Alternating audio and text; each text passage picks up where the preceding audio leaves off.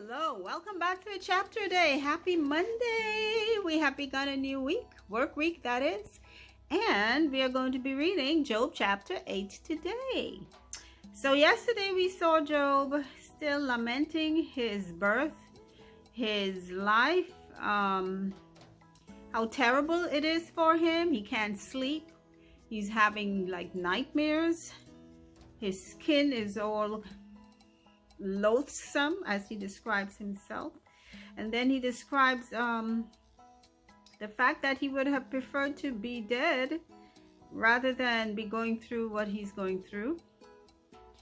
He talked about, going down to the grave, returning to his house no more, which is what happens when you die.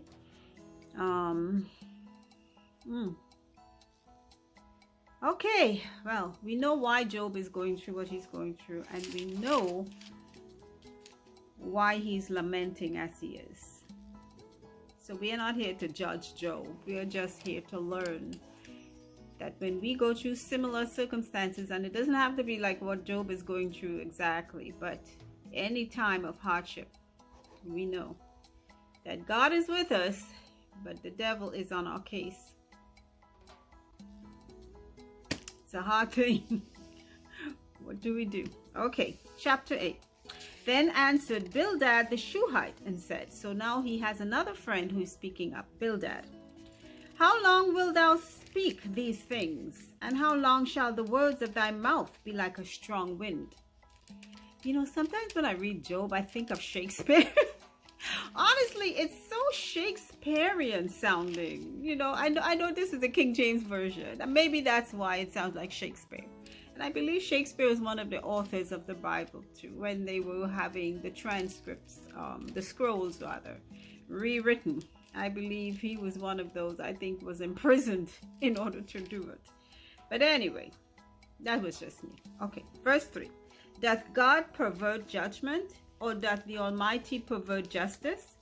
If thy children have sinned against him, and he have cast them away for their transgression, if thou wouldest seek unto God betimes, and make thy supplication to the Almighty, if thou wert pure and upright, surely now he would awake for thee, and make the habitation of thy righteousness prosperous.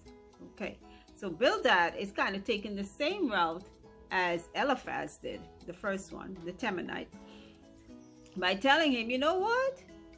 God does not do wrong.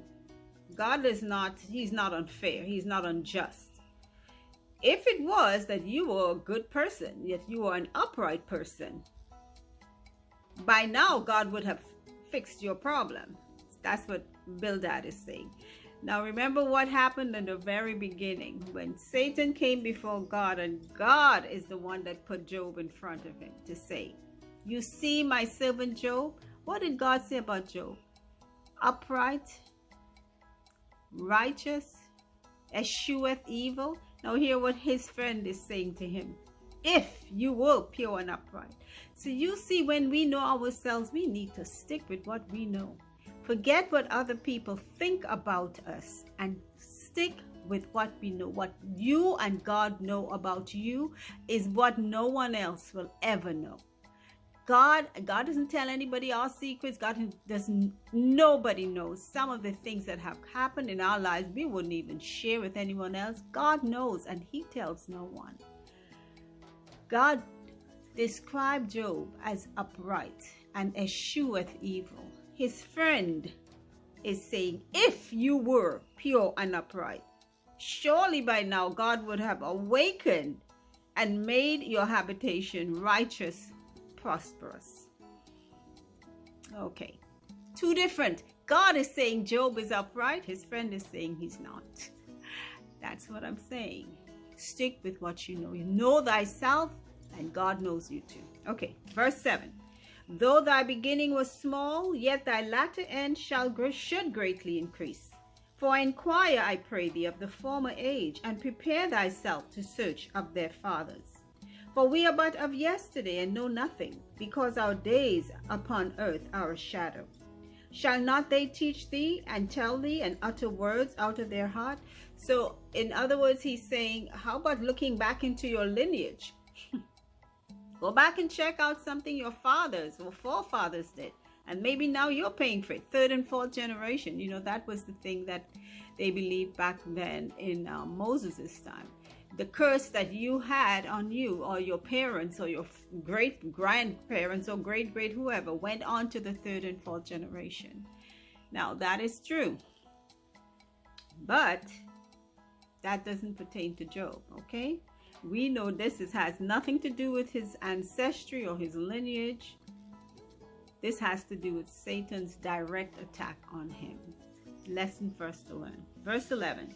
Can the rush grow up without mire? Can the flag grow without water?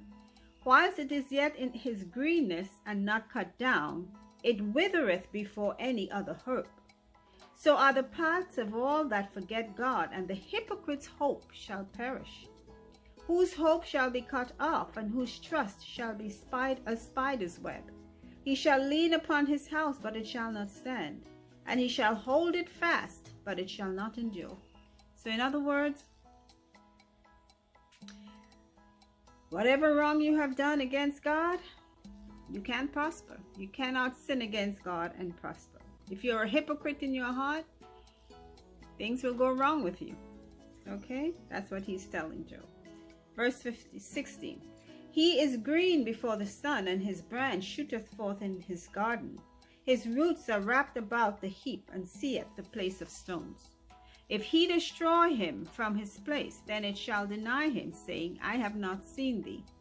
Behold, this is the joy of his way, and out of the earth shall others grow.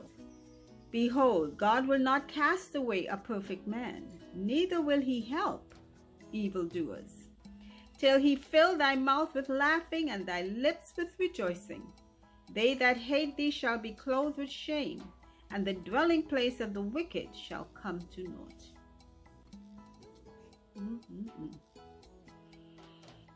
So, God will not cast away a perfect man. So you, Job, obviously seem to be out of God's compliance. God definitely has cast you away. So you must be an evildoer. That's the end of chapter 8 of Job. Another of his friends giving him, you know, sometimes is in adversity we learn who our real friends are. We learn how, I would tell you, in where I'm from, we have a saying, all skin teeth is not laugh. That's in our dialect. It means everybody who smiles at you doesn't like you. It just, that's it. All skin teeth is not laugh. I don't know how true Job's friends are. Are they really trying to help him? Or is this what was in their heart all along?